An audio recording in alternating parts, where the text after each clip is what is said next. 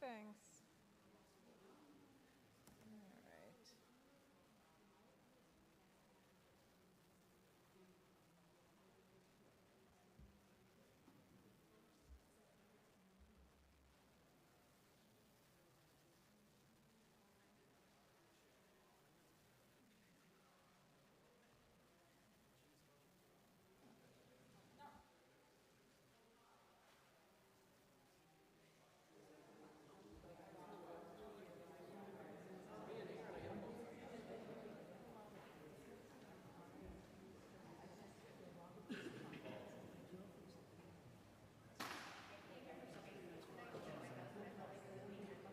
All right. Oh, yeah.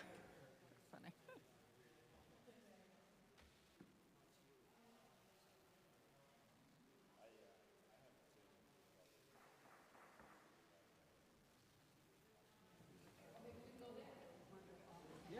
Oh.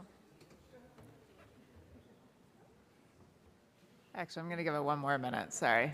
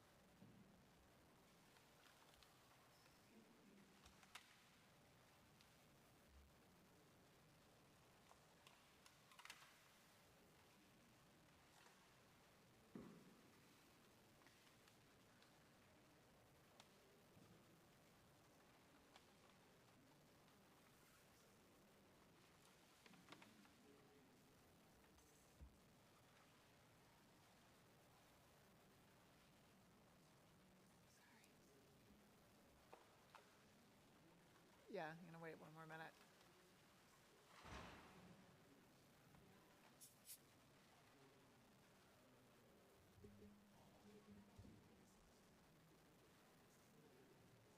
Melissa and Connor, is this the meeting Tom can't make it to?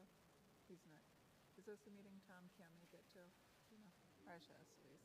Tom's not coming tonight, right? Okay, yeah. Okay.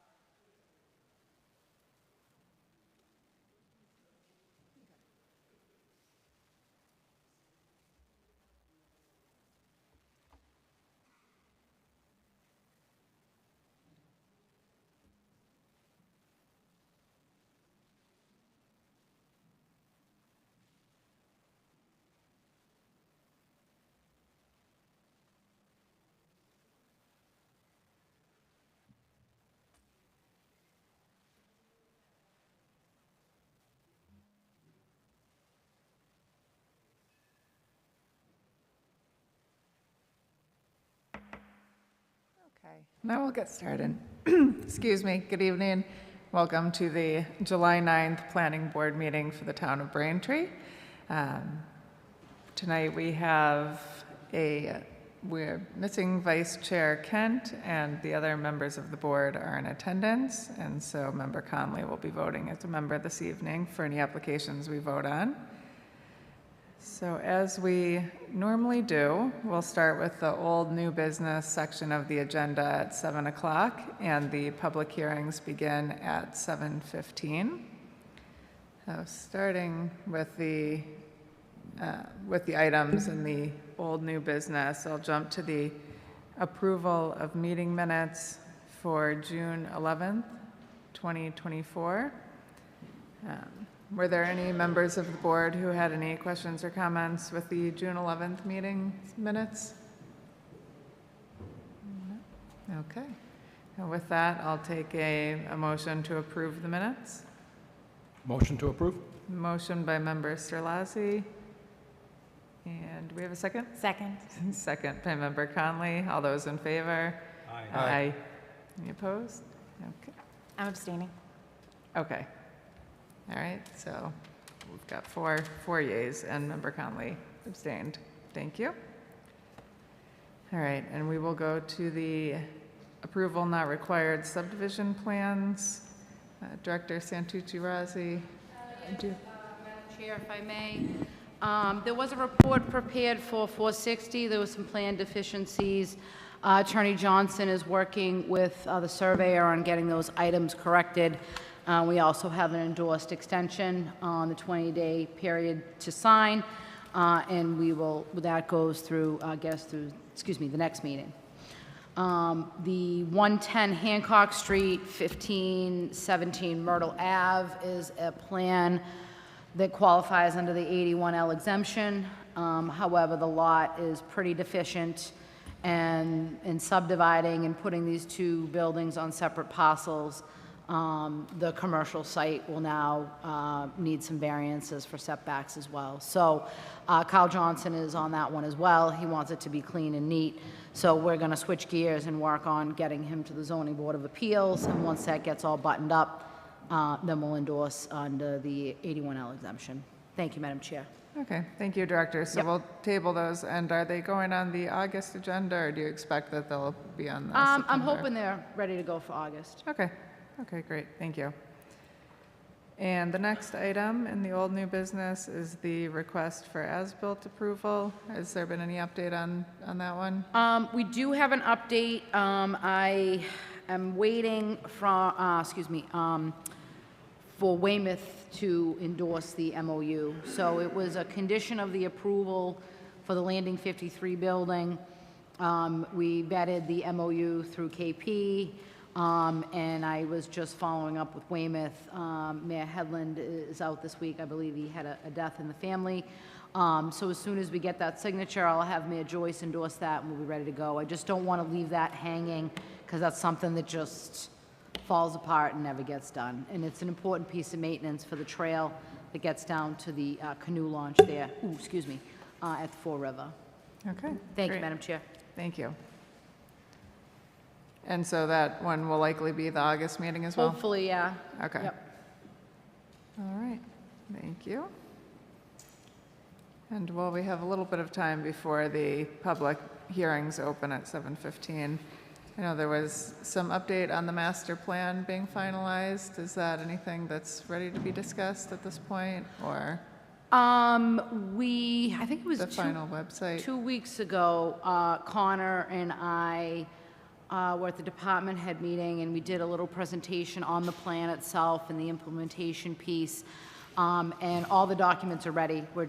They're in the queue to get up posted to the web. Yep. Okay. I actually had somebody email me today looking for it, so that'll be up probably tomorrow. Okay, Yep. great, thank you. All right, so with that, we will take a 7-minute break and come back at 7:15.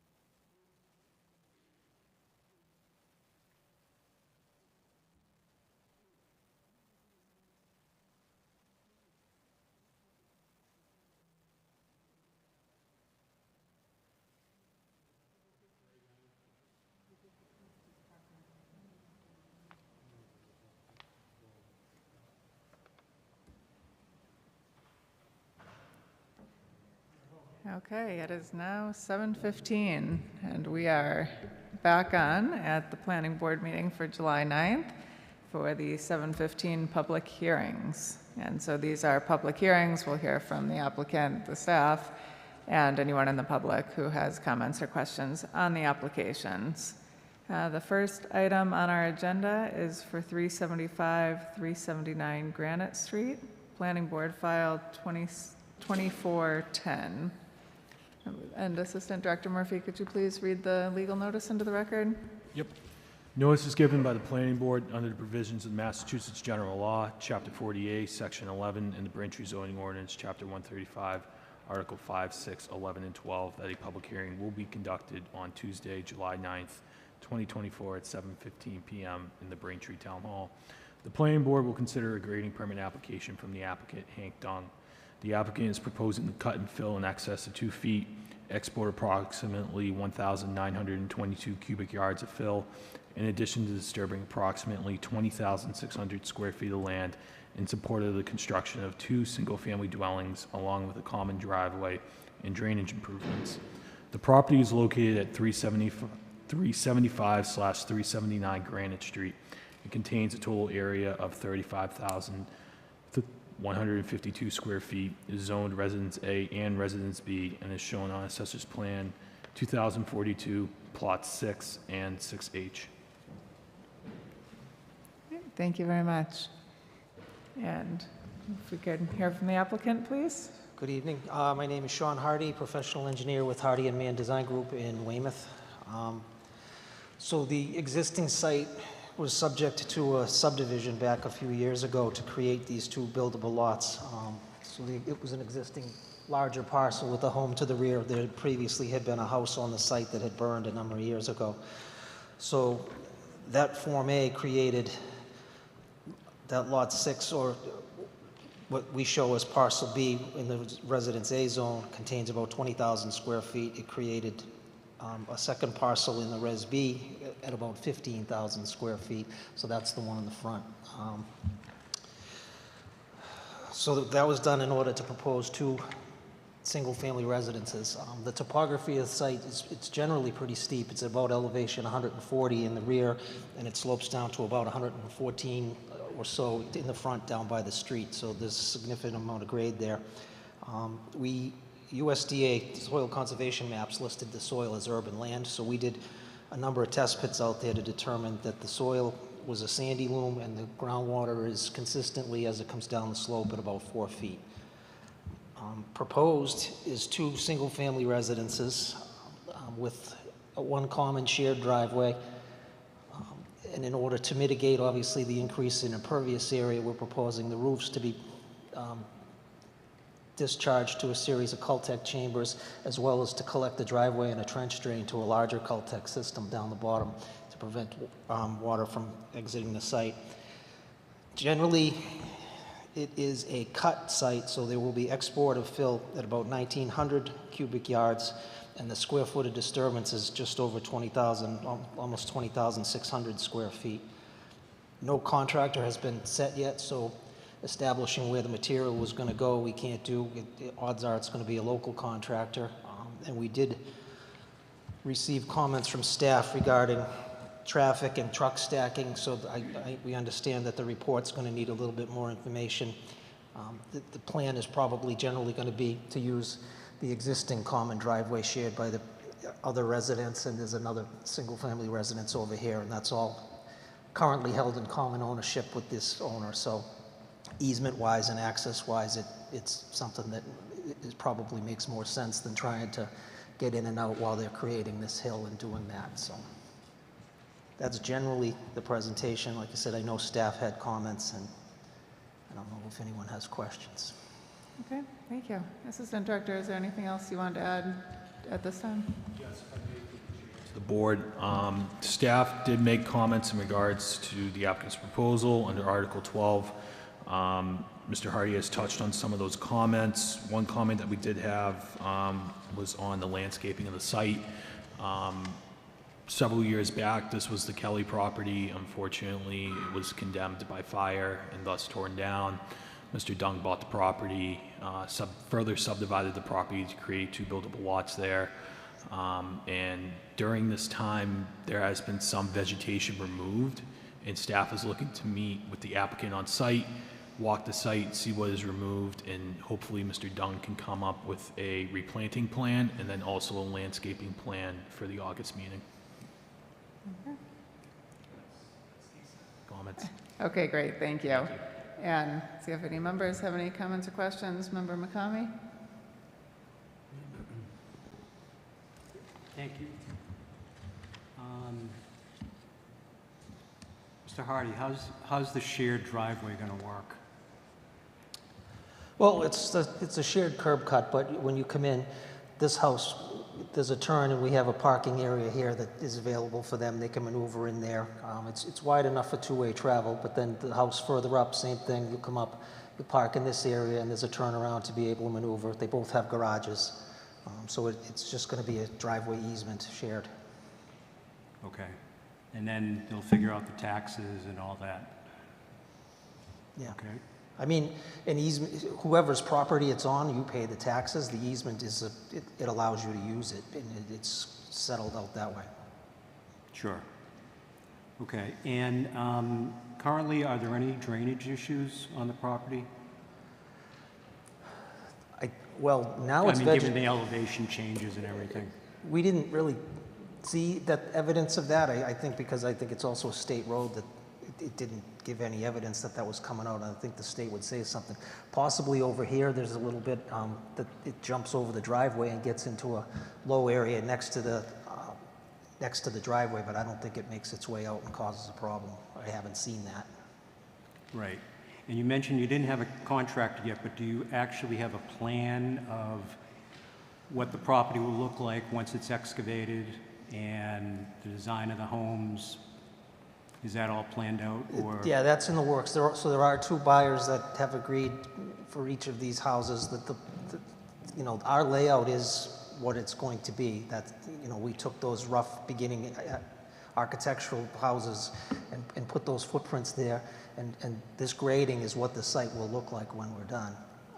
Albeit, we hear from staff we need to show some landscaping and add that. Right. Okay. Thank you, Madam Chair. Thank you. Member Grove? Member Scarlazzi? Member Conley? All right, and none for me, so thank you. And with that, we'll just be looking for a motion to continue to the August 13th hearing. Oh, I'm sorry, yes, go ahead. Public? Oh, thank you. Not that Thank you, yes. I don't want anybody kicking And me, although but- there would be another chance in August, tonight's a good night. If there's anybody here who has any comments or questions on 375, 379 Granite Street, please come up. Okay, thank you. And with that, be looking for a motion to continue to August 13th. Thank you. Motion to continue? Motion by Member Scarlazzi, second by Member Conley. All those in favor? Aye. Thank you. Okay, thank you.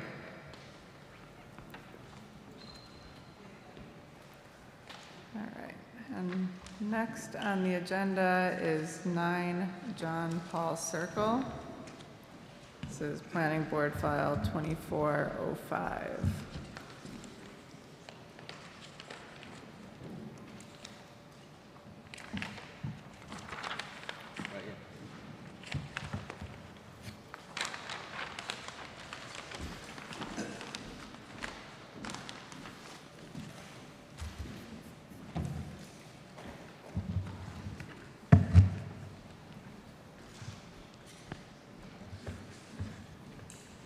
Thank you, and if you're ready to proceed, just introduce yourself, please. Good evening. My name is Chi Man, registered civil engineer from Hardyman Design Group, 1285 Washington Street in Weymouth, Mass. Representing our client, 9 John Paul Circle. This is a continuous hearing from the last month. We received numbers, comments from staff report, and we have revise all the submittals documents, and we submit the plans and report to back to the planning board. Basically, we believe we have addressed all the comments from staff, and from the member of the board. We have received the draft report. I believe it states that all the comments has been addressed. So, and we have also reviewed the draft condition. We have no questions. So basically, see if the board has any questions. So just a brief overview of the project. 9 John Paul Circle is an existing building, single-family house. On the back of the property, there's a big, a steep slope. It starts a sign of erosion, so the owner, without knowing there's such a grading permit, he started hiring contractor, try to build a retaining wall just to retain the soil, and he got a stop work order. So this is a retroactive application for the grading permit. He ceased and desist work immediately. We also filed with the Conservation Commission, got an order of conditions. Actually, Thursday night is our continuous hearing for the Conservation Commissions. But we have addressed every single comments from the commission as well. So just any questions to the board. Thank you. And I know we received a letter to Assistant Director Murphy that we have tonight from a neighbor who I believe is on one side, Mr. Ian Tosca. And I believe at the last meeting, there was a brief conversation with a neighbor potentially on the opposite side of that. Yes. Was there any follow-up to those questions after the? No, we basically agree to everything that they raised the question on. We are going to remove all the encroachment form that is placed into their properties while we are doing the wall. Again, when they try to start to build a wall, the form work encroach into the abutting properties without the proper survey, stick out the property line. And now on the draft condition, it's actually mandated that we have a professional surveyor to stick out the property line before we start work again. So any encroachment will be removed, and we agree to remove any of the debris that's on the abutting properties as well. Okay, thank you. And both sides of the property will be notified before we start work. Okay, thank you. Assistant Director Murphy, did the email from the neighbor come in before or after your staff report, or was that? It came out 10 minutes right before I hit push on an email. Okay. So if I may, through the chair, yes, if I may, through the chair to the board, Mr. Ian Tosca, we had discussed this offline. He had provided email here addressing certain issues. The proposed conditions included with the staff report speak to Mr. Ian Tosca's requests. We're asking that the applicant survey the property boundaries to Mr. Ian Tosca's property, as well as the properties from Commercial Street that back into the site. Additionally, we're asking that the applicant have the surveyor come out and mark the limits of the proposed retaining wall. And additionally, there is a condition for the applicant, prior to them receiving final inspection from the building division, that they remove the wall footing on Mr. Ian Tosca's property and regrade that back to existing conditions. Okay, thank you. Yep. All right, and is there anything else from the staff report that you would like to add at this time? No, the conditions as prepared, there's boilerplate conditions, there's conditions relative to landscaping, based on the clarity provided by Mr. Mann and the applicant. There's conditions as it relates to the stormwater department. So it's a typical grading permit conditions. Okay, thank you. And ask if there's any members with any questions. Member McCamey? As you likely know, Mr. Mann, we're not fans of people who start work and then have to stop it. And this is just another example. So for people listening on BCAM, don't do it. Well, totally understand. And obviously, if they did they start any work on this before? Well, they started work and then they get the cease and desist order. So they Yeah. immediately start work, and we work with them to put in all the erosion control barrier, and we immediately file the grading permit and the Conservation Commission note of intent. Okay. It's amazing to me that contractors don't know the rules. Yeah. So I know it's not your fault. Yeah. Okay, so, and it looks pretty steep, pretty dangerous.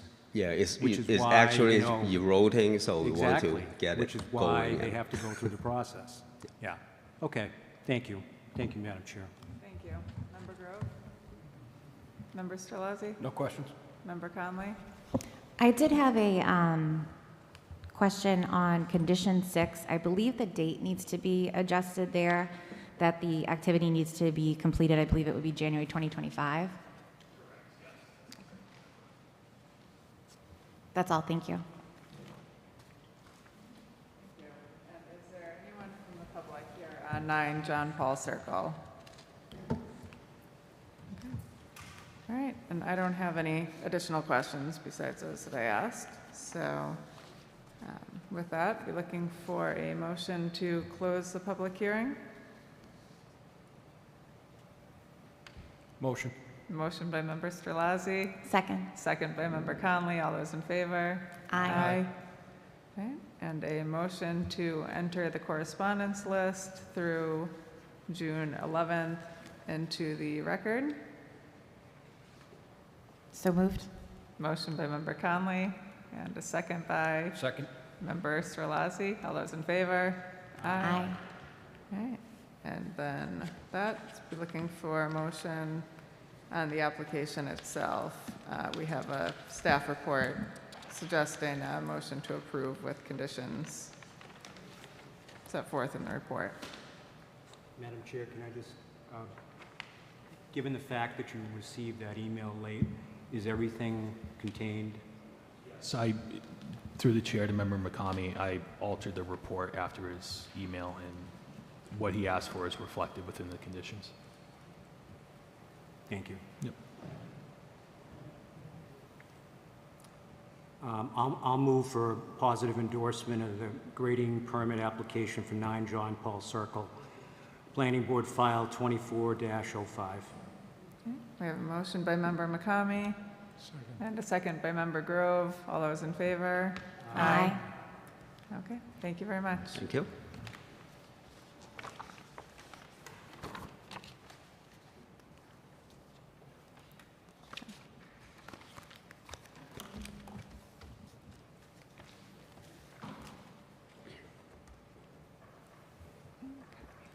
And the next item on our list is 20 Jensen Farm Road, Planning Board File 2408.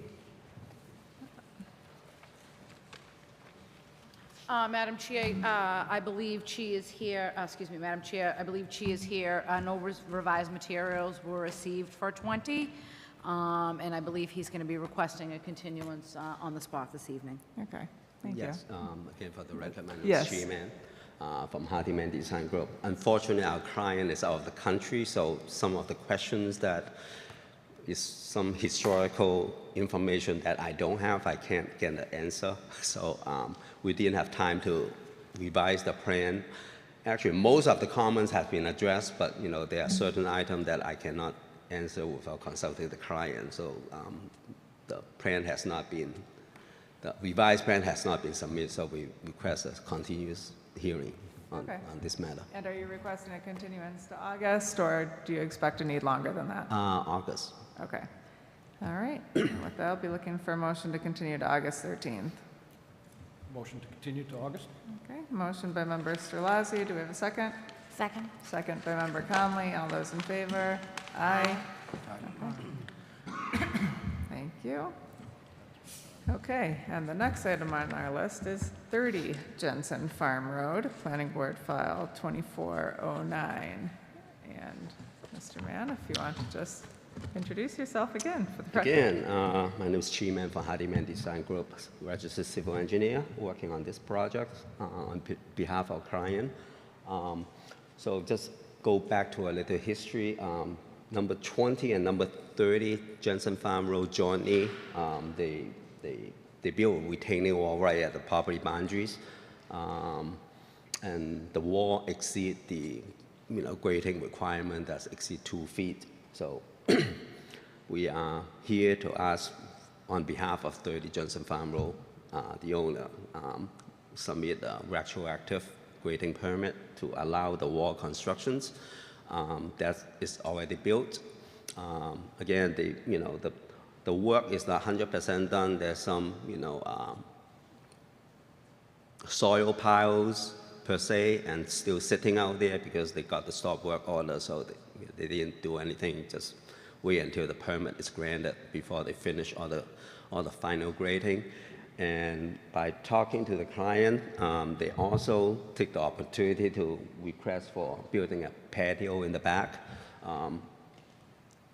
The grading part of the patio doesn't really exceed 2 feet, but currently there's a little hole there, so-called bio-retention area, but what we are changing the design with paved patios, and then we'll put in some underground retention system, actually a rainwater collection system, so they can reuse the water, and then general grading and basically fix up the backyard. Now it's kind of like a jungle right now.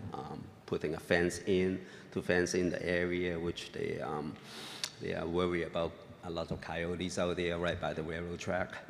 So we submit the application. We had a last hearing. We got comments from staff, and we have revised all the plan to address all the staff comments. And we did receive the draft conditions, and we have reviewed that. We have no questions about the draft conditions. Okay.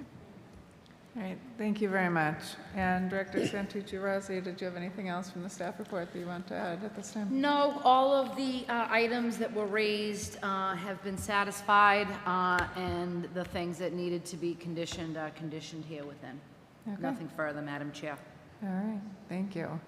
And is there anyone from the public here on 30 Jensen Farm Road? Okay. All right, Member McCamey, any questions or comments? No questions. Thank you. Member Grove? Member Sterlazzi? No questions. Member Conley? No, thank you. No. Okay, none from me either. Thank you for responding thoroughly to all of the questions and comments. Okay, so with that, I'll be looking for a motion to close the public hearing. Oh, yes. All right. Before we do that, I'll do a motion to enter the correspondence into the record. So moved. Motion by Member Conley. Second? Second. Second by Member Grove. All those in favor? Aye. Okay. All right, now we'll do a motion to close the public hearing. So moved. Motion by Member Conley. Do we have a second? Second. Second by Member Storlazzi. All those in favor? Aye. Okay, and now we'll be looking for a motion on the application itself for a grading permit. Madam Chair, I'll move to recommend grading permit 30 Jensen Farm Road, Planning Board File 24-09. Okay, great. We have a motion to approve by Member McCamey. Do we have a second? Second. Second by Member Conley. All those in favor? Aye. Okay, all right. Thank you very much. Thank you.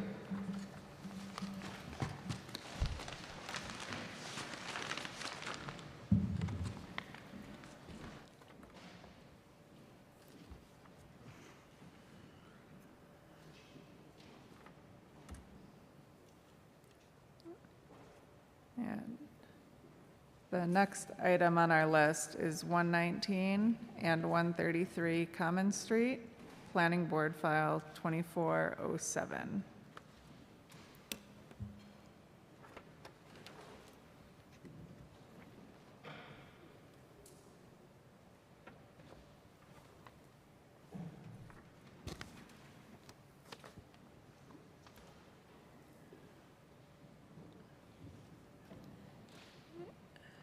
And this is a continued hearing, so whenever you're ready, if you want to just introduce yourself. Good evening, Madam Chairwoman, members of the Planning Board. For the record, Attorney Barry R. Crimmins here on behalf of the applicant, Convergent Energy Solutions.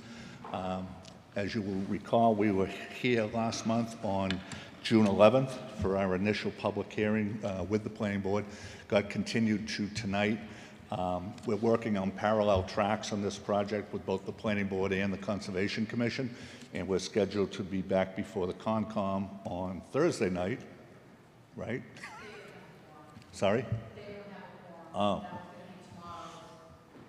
Tomorrow's email? Yeah, Okay. just going in order, Barry. All right, well, thank you.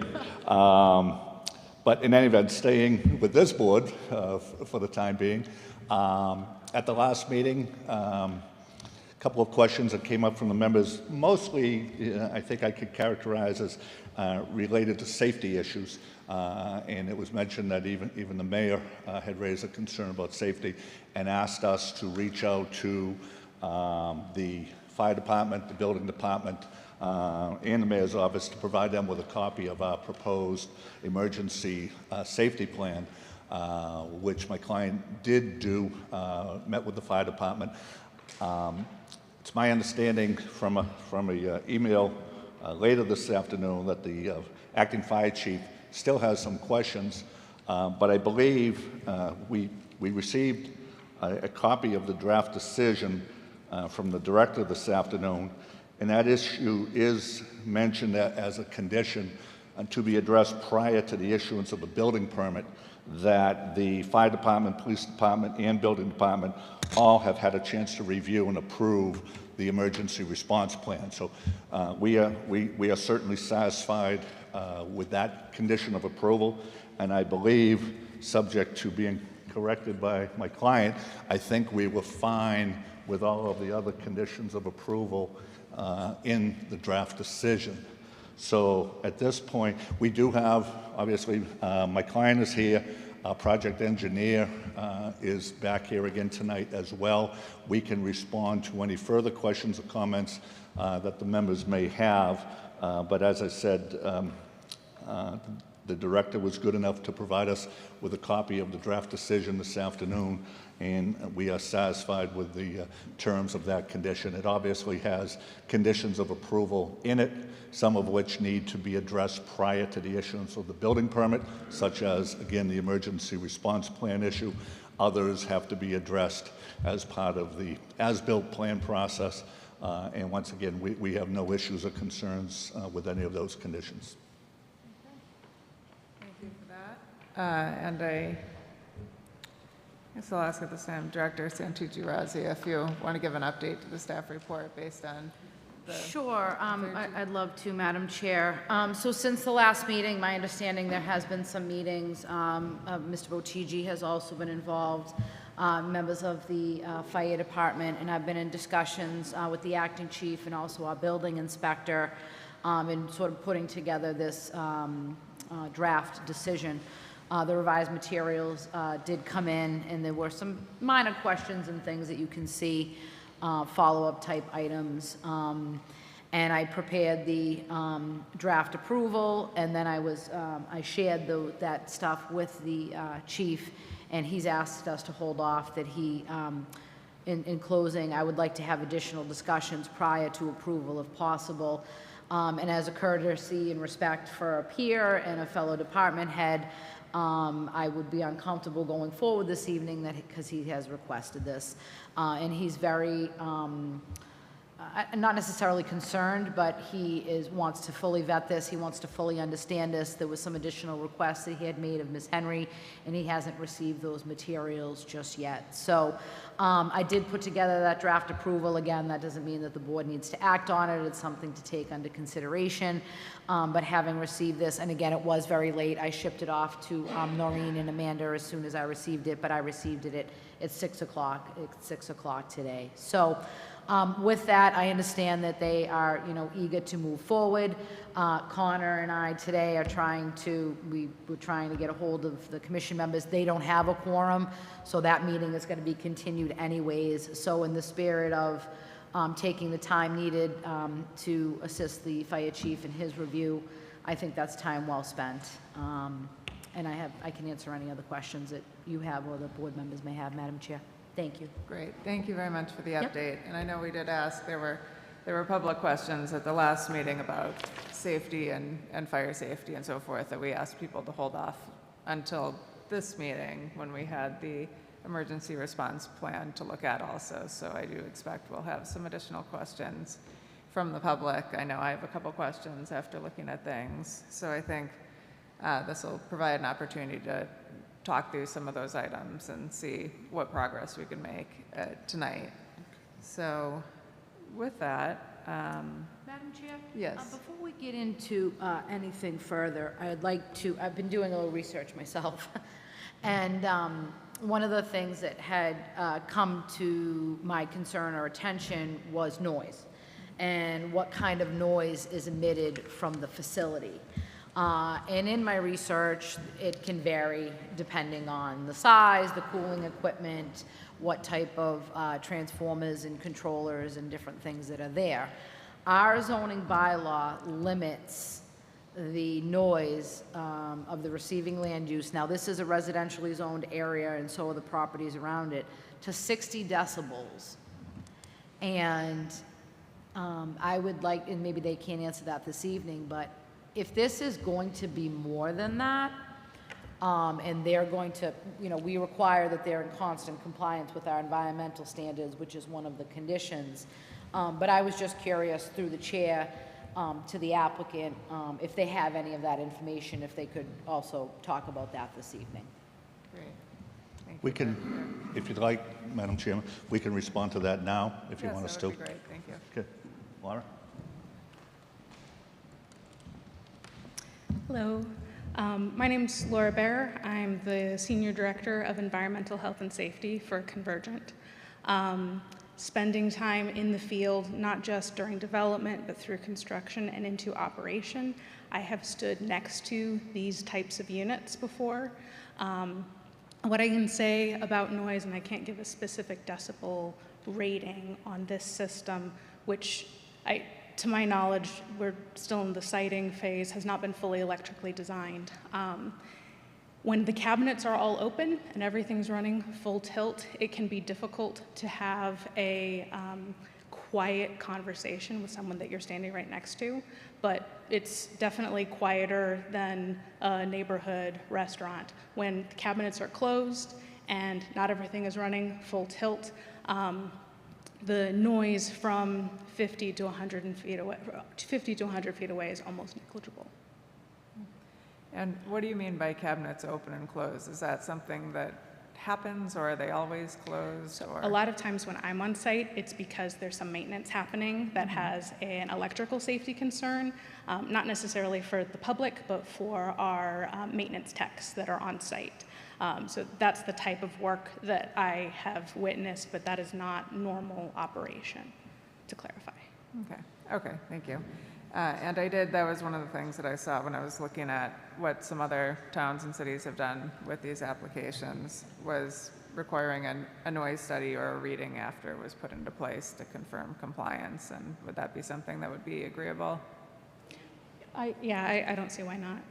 We could also likely provide some guidance on what similar sized facilities do end up in operation if that information is needed prior to moving forward with construction. I think that would be helpful. Yes, thank you.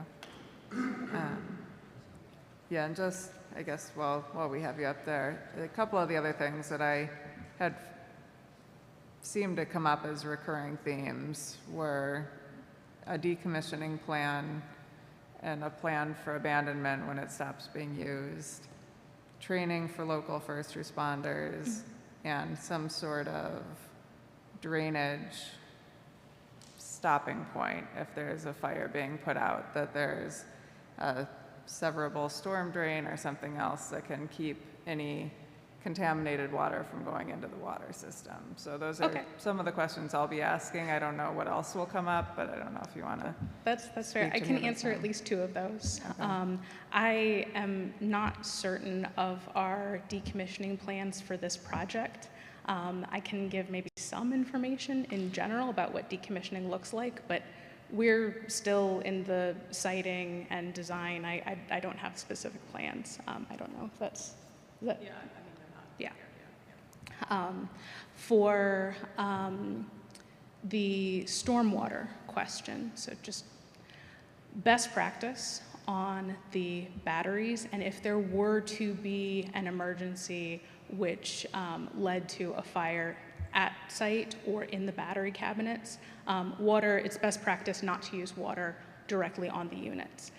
which would be, I think, where the concern for contamination would be. Where we have seen industry-wide, have seen water used is primarily at the perimeter to prevent propagation of fire outside of a controlled fenced site. And in those cases, I'm not sure that there would be an opportunity for a storm catchment. I have seen, though, on other sites, there have, post fire had stormwater testing done just as it was able to be captured from off-site. But I think that that would be the equivalent of any brush fire, because it wouldn't be used on the system, it would be used on the surrounding grass, brush, small tree area.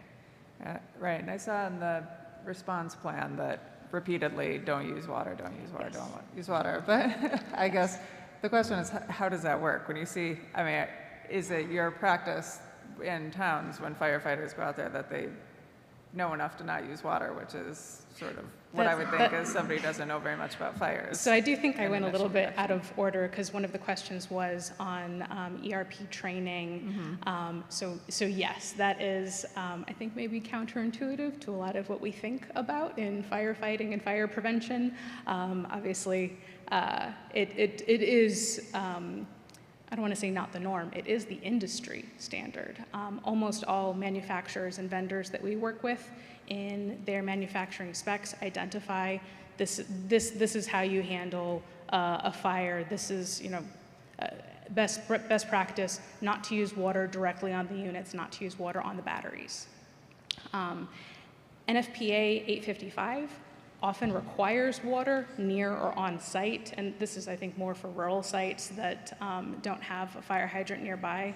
That water requirement is for propagation prevention, not use in the systems. So an ERP development and a site-specific ERP would be developed, I guess, after siting, after approval, and with some of that planning done. So I don't have a site-specific ERP. I think we've shared some of our general ERP guidance, and some of my team's kind of bulleted checklist of this is what an ERP must contain.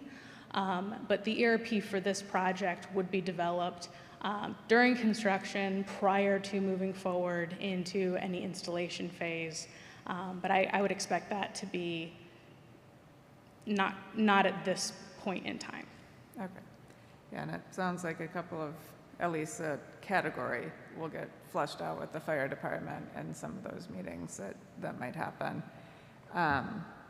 And with respect to the decommissioning, is that something that can be provided at some point in the next couple of weeks? A or is that something decommissioning that plan? comes- Or an obligation for decommissioning, something to that extent? Yeah, we typically provide that at the construction permit phase, so before like the building permit or an electrical permit is provided, because we need to get all of the vendor drawings, and we don't want to do that until we have site plan approval. So we typically do the decommissioning plan in conjunction with the building permit and electrical plans, because we have to select a supplier specifically for that. Okay. Okay. And then just on the timing of the emergency response plan, again, that's kind of, we typically don't get into it at the site plan approval phase, since the site plan and the egress pathways need to be set before we can finalize all those details. And so my understanding is that at the construction drawing phase, our building plans and electrical plans would be sent to the fire department for their review and approval then as well, so that they would have an opportunity to comment at that time, because we just don't have all of the electrical details included on the site plan. Okay. All right, that's helpful to know the timing. Thank you. Yeah. So I think I'll turn to public now, since I've sprouted out my questions, and then if anybody in the public has questions, and then we'll go back to the members of the board. And I know Councilor Maglio, but please introduce yourself if you Yes. come up with your name and address. Are these your glasses? just so you don't lose them. Thank you. Sure. Hi, Elizabeth Maglio. I am the town councilor for District 3 East Braintree. And I'm here with some questions and concerns about this plan. To start with, I'd like to say that in embracing this commitment to new technology and a cleaner environment, we cannot and should not ignore certain risks associated with lithium-ion batteries. To that end, there's an ordinance designed to protect our residents, their homes, their parking garages, and structures associated with open-air parking lots by mandating a safe and controlled environment for the storage of lithium-ion batteries and the use of them within the town. And then the ordinance goes on to talk about residential homes needing hardwired heat detectors and sprinkler systems in their homes, that an electrical vehicle charging station must be 75 feet from structures, that homeowners must create fire-resistant walls and ceilings, and that the use of lithium-ion battery scooters, etc., are prohibited in multifamily dwellings. Now, this was written a year ago, and it was signed by many of the people that you just said were giving potential preliminary approval. So this was the former mayor, this is the former fire chief, this is the current Department of Public Works, the director of municipal licenses, the director of the planning department, and the former town solicitor. So here we have an ordinance that's completely designed to actually limit people driving electric cars and charging them at home, people having scooters and e-bikes and plugging them in or charging them on the second floor of their apartment. We're going to outlaw that, but then we are going to cite this gigantic facility in a residential neighborhood on church property, which is absolutely bizarre to me, and I hope that we'll be getting some sort of mitigation from that. I didn't know that churches could lease out their land, and that the town would be the one carrying all the risk of fire. We know it can't use water. There isn't even enough water to put out a fire that would have an arc as high as something like this if it caught on fire. And so what's the plan? It burns? What about a full congregation if this happens during Mass? What about the people who live there on the other side of those trees and across the street? I don't understand why the plan has progressed this far on something so potentially dangerous when we've also had this small lithium battery ordinance ban practically also traveling along and submitted, which is before the council. So those are some of my concerns. I don't understand why it wasn't cited in a place where there aren't residential facilities, where it's not a residential area. And I would have been here at the last hearing, except that I was told by the mayor that it was requested to be pulled from the agenda, but yet for some reason the planning board went ahead and heard part of it, and which I watched it, but the fact is that I think there's a lot more attention that needs to go to a plan like this, and first of all, figure out, are we for lithium-ion charging facilities and against e-bikes? I would need some clarity on that as a town, since it's the same entities that are pushing forward or part of guiding both of these very contradictory ideas. And I will submit all of this tonight. Thank you, Councilor. Thank you. Yes. Well, if I can just continue hearing from the public and then give you an opportunity after that to respond. Come on up, sir. Just please introduce yourself with your address. Good evening. My name is Michael Lang, and I just work on all these issues here. I've been doing this for over 50 years, and I've worked on a number of power plant projects and anything to do with energy. And I've actually been involved with the one that I know about was the Calpine back a few years ago. We had a had a battery storage facility proposed for that area, and that was killed because it was bad siting and a number of issues, including the fact that these people, not thinking, put it over a gas pipeline. But anyway, just wanted to mention that. I have a few issues here. The prior speaker mentioned industry standards. When I normally work on these projects, I like to look at the standards that are set up. You have the planning board. The planning board's got standards for housing and businesses, all sorts of things. There's nothing on the internet that I could find that do have standards for these facilities. That doesn't mean they're not available. They are available, and oddly, they're available right down the street. There's a facility called the National Fire Prevention Association, and it's for the industry. And they don't allow the public access to their information. So you don't have it that way. Now, this is a book I just got recently. It's the 2024 Emergency Response Guideline, right here. And this is all the emergency information you want. This isn't available to the public. I sort of meandered something. I got some trickery there. Anyway, that information you were talking about, the flow, the water flowing off, and I had read that in one of, maybe it was Concom or one of them, and they were talking about the water flows off into a retention pond. And I really didn't know there was a retention pond back there. But in researching some of the prior fires at these the prior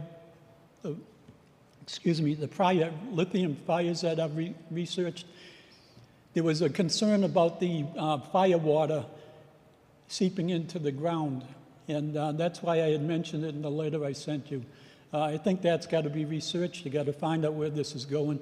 And yes, they are putting water on not the fire itself, but the abutting batteries.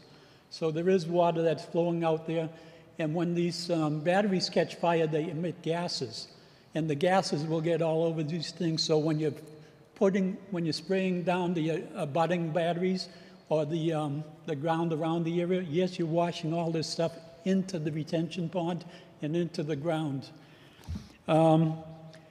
And that's one of the other things I had here. The emergency response guideline notes a lithium battery fire may reignite at any point after the initial fire is extinguished up to weeks later. And that's got to be a concern, and that's got to be brought up in your meetings. Reignition can be accompanied by off-gassing of white smoke and electrical arcs and sparks. Reignite visible fire or flames. You understand there is a major highway directly abutting this property here. And, while they may downplay the fact that it's got 40 feet or whatever they say it's got, the fact is that with wind and things like this, these vapors are going to get up into the highway. Now, in my letter to you, I mentioned a fire that happened in 2022 in California. And this is probably a good one to read about. And this was one battery was on fire in this multi-battery facility. But it took them 18 hours to get this thing under control so that people could go back to their homes. The wind had changed, so they had to evacuate the neighborhood. And I'm sure they didn't mention that to you, but there's a potential of these gases getting out there into the neighborhood.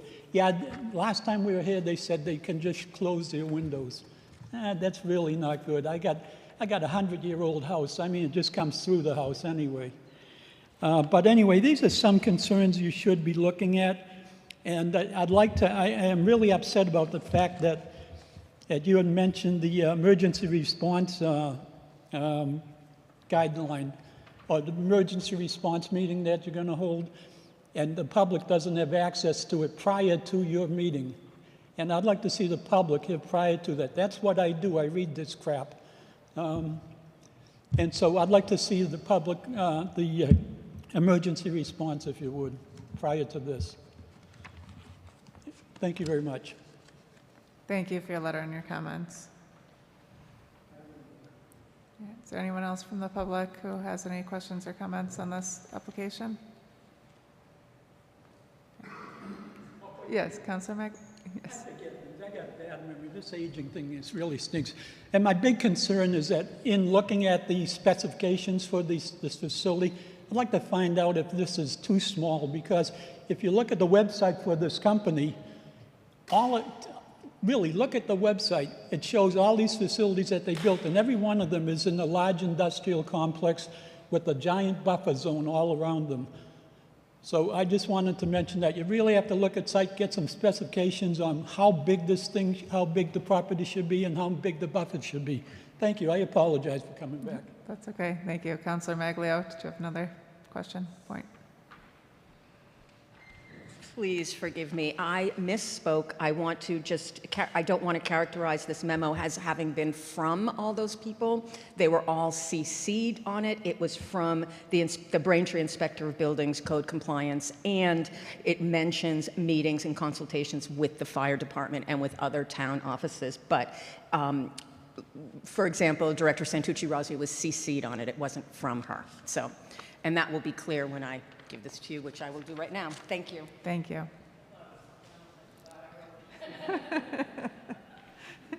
I'm glad we have clarification. Okay, all right. So with that, if you'd like to respond to some of the questions and comments that have been raised.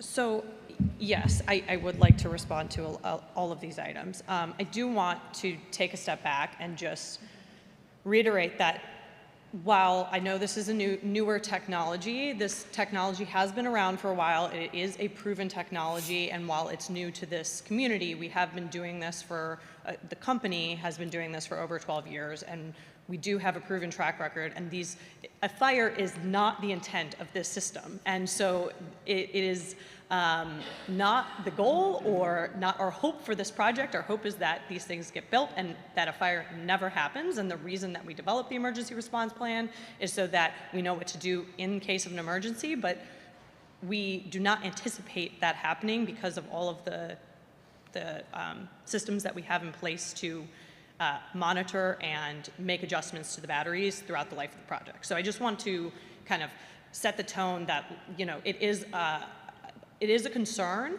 but the likelihood of it happening should remain low, and that, like, the intent of the system is to provide power, and as with all electrical equipment that's inherent to electrical equipment, that there is a chance for fire, but that can happen to any electrical equipment. So I just would like to point that out before beginning.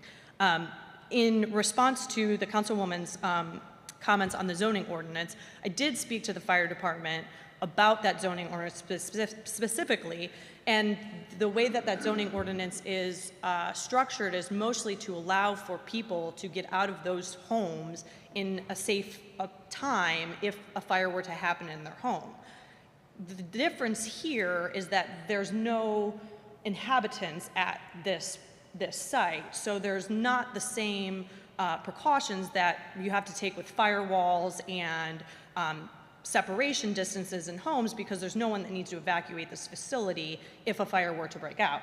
The separation that we have with this facility is the fencing perimeter around the batteries themselves and the location of the battery in relation to other structures, neighboring structures, or the church on the site. So I do understand that from Melissa and also the fire chief that there might be a process in place to develop another ordinance specifically around the best components.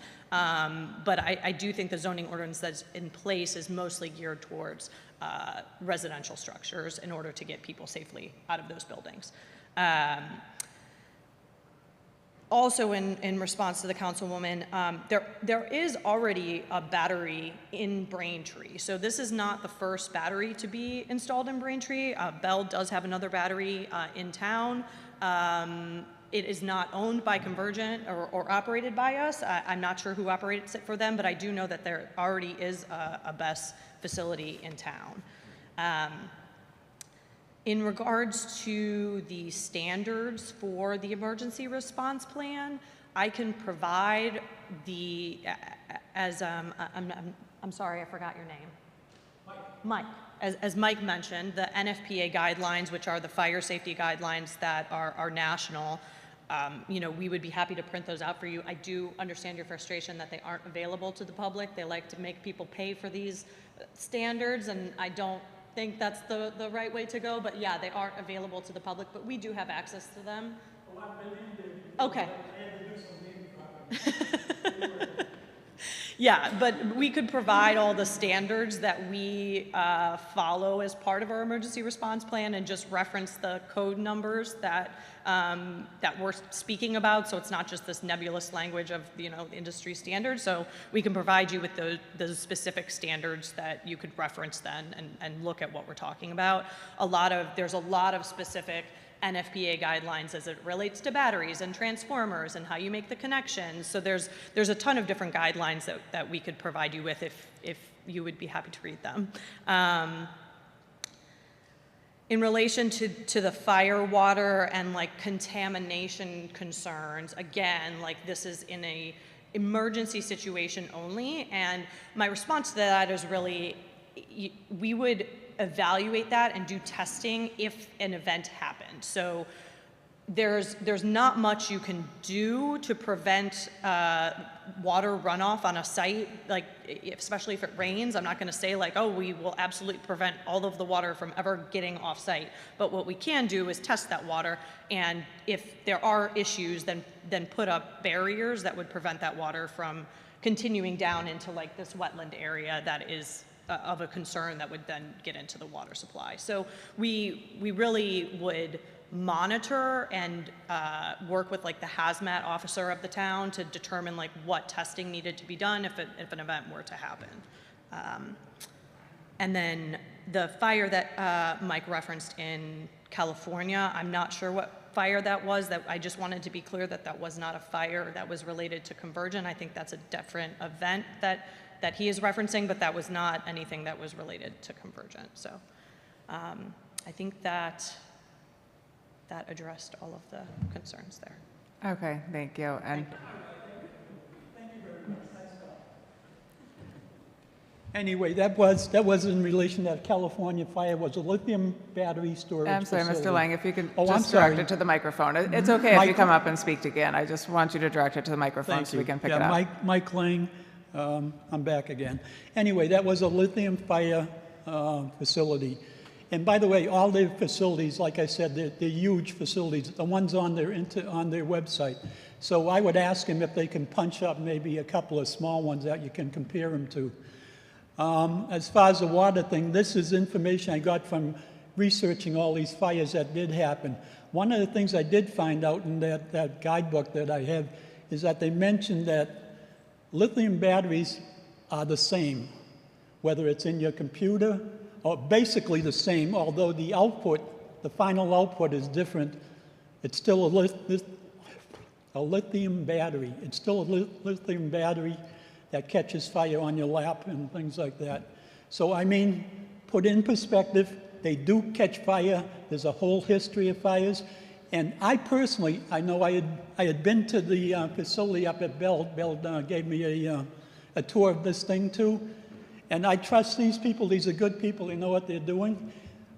But my own opinion of the facility itself is that it's a fire pit in the middle of the Citgo terminal. So it's just a matter of time we see what happens. But anyway, that's all I have to say right now.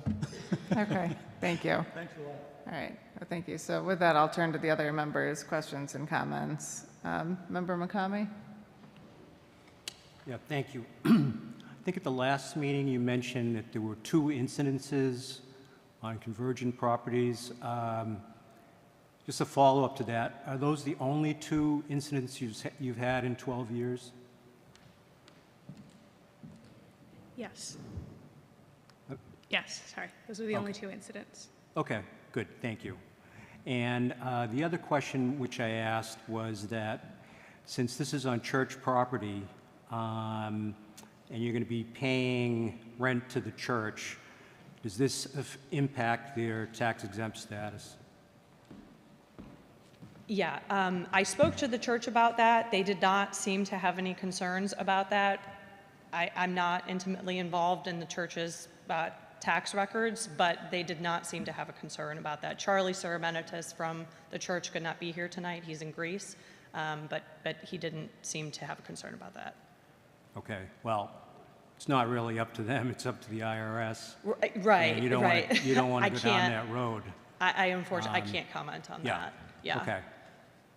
I just know my experience from my church, and I just proceed with caution.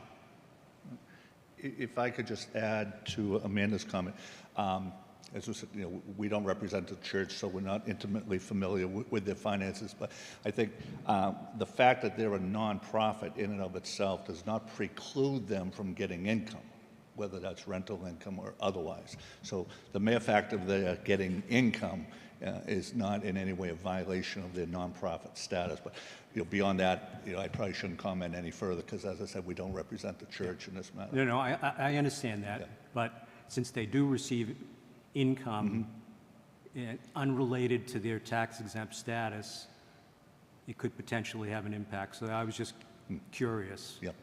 Yep. Okay, thank you. I'm all set, Madam Chair. Thank you, Member McCamey. Member Grove? Yes, ma'am. Thank you. The battery modules, do they have an integrated fire suppression? Yes, and actually, I think that is part of what differentiates our systems from some of these other lithium-ion type fires that have been discussed tonight. Each of our BESS units have integrated fire detection and integrated fire suppression. Additionally, there is 24/7 monitoring by our control center.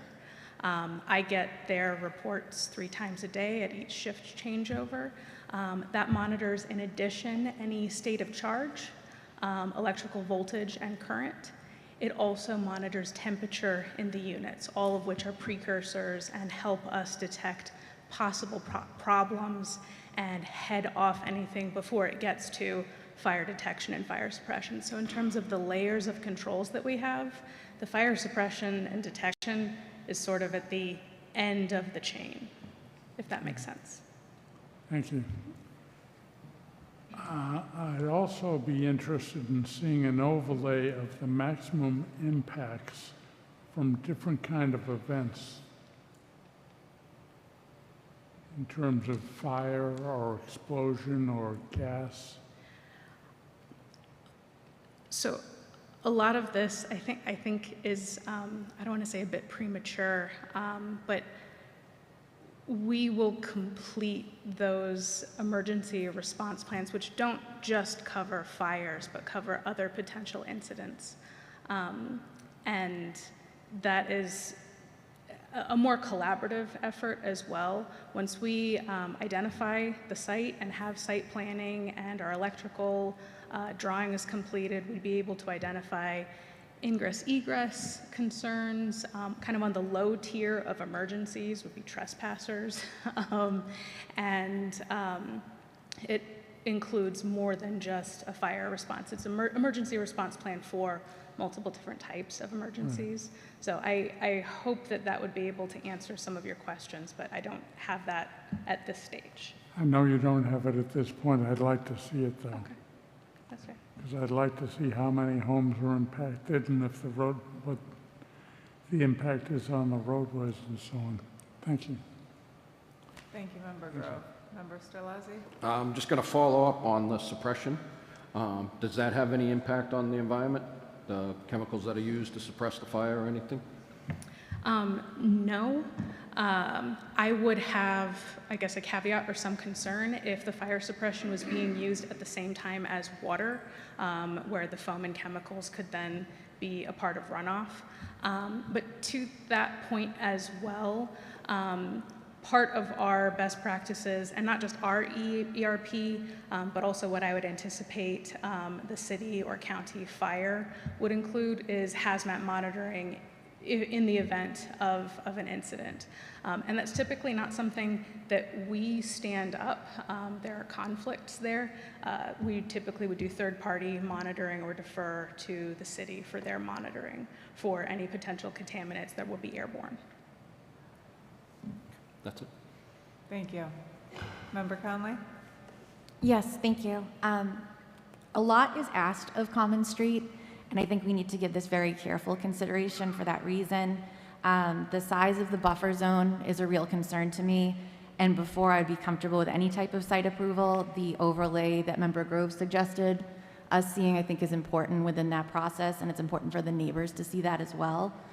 My concerns are related to the neighbors, motorists potentially on the state highways, and then also like our regional transportation network if there was an accident, and then the long-term effects that could be possible to the environment. I know that there is, the hope is that you don't have a fire, but you could, and we really need to understand what that would look like. And I had a question for staff. With the proximity to the highway, does the state weigh in on a project like this? I can't answer that specifically. Member Conley, I can find out. I know that the T has a 30-foot zone of influence, but the only time we really encounter involvement is through the MEPA process, where they're triggering some kind of state permit, and then the various state entities, all the way from environmental to transportation, get involved. One of the questions I had was what other, besides this local permit, are there any other state or federal permits that are required for this type of facility? Okay, thank you. Thank you. Thank you. Okay. And just, yes. Just a follow-up or ask a question, make a point. So it seems like a lot of the questions this evening and some of the notes that I had taken from you, Madam Chair, were a lot of the things that I had encountered. And it seems like everyone's doing their own research to really find out, and none of this information was submitted with the application. And I think we heard the most from Laura this evening as far as what is this and the description of it and really addressing some of these concerns. And formally through the chair, I'd like the information that she shared with us this evening put into a narrative and in a more formal submission with a little more detail, maybe elaborating on some of these points, talked about these different sort of measures during the day and safety points and checkpoints, a day in a life of a BSSS, so that I think there's a lot of questions of how does this operate, who's on first, who's on second, what types of measures are in place for first alarm, second alarm, all those types of things. Again, none of that material was submitted with the application, so I think it might be helpful, and then that can be distributed not only to the board members, members of the audience as well, and just be able to digest that information. And obviously there'll be some substantial follow-up with fire department and building department. Director, yes. I want to get some clarification because we did submit the draft emergency response plan with our resubmittal. So do you not have that? No, we have that. Okay. So a lot of the information we were just requesting is in the draft emergency response plan. So I guess I just need a little more clarification on what additional items would be required, because at this stage that is all that we provide. I think, and Director, if you want to start, go Well, ahead. I'm thinking maybe Barry and Noreen can help on this side when somebody submits an application, there's a narrative, and that didn't even exist. So sort of all this information in a more accessible document, especially for the public. I don't expect members of the public to read through the emergency response plan. And, frankly, the plan was kind of generic in my opinion. I'm not sure if it looks like there was it was like a Mad Libs, fill in the blank type of situation. So I'm not sure if the devil's in the details or if that's missing something. But nonetheless, we should have some sort of formal submission of the information that was shared today for the record. Thank you. And I think just supplementing that from my perspective, I understand that some of the details not really feasible to hone in on, but I think some of the information relative to what might go into the building permit application, if that's a list or a narrative or something else of what types of things the building department would be looking for as the application goes along, I think might be helpful also. Right. So if I could just address one of the questions with the emergency response plan that was alluded to is the timing of it. As was mentioned, the final plan is typically not finalized until they have site plan approval, so they know where the structures are going to be sited, they know where access is sited, and all of that. And I thought when I read the draft decision where it conditioned the approval on before a building permit could be issued, not only fire, but police and building would all have had a chance to review and approve that plan. So since we can't get our building permit until that plan is reviewed and approved by all three of those departments, it seems as though the town is protected in that regard. We're not talking about something that's post-construction or anything of that nature. We can't get our building permit until that document is reviewed and approved. So from that standpoint, and because it's kind of a catch-22 situation, they need to know where certain things are going to be located in order to finalize the plan. And admittedly, the plan is a draft plan, and we understand there are further questions, but it was our hope and understanding that those questions would be addressed as the plan was finalized, in recognizing, and we bear the onus on this, because we cannot get our building permit until that plan is signed off on by everyone. I can certainly follow up with the director in terms of providing responses to questions that came up tonight, but obviously we cannot anticipate questions until they come up, so it's sort of difficult to provide information until we know what the questions or issues are that the members or that staff may have. But we can certainly do so. And the only other thing, Madam Chairwoman, that I wanted to address is I believe the gentleman from Beld is here tonight, and he wanted to address the board as well. So if I may yield the floor. Yes, that would be great. Thank you.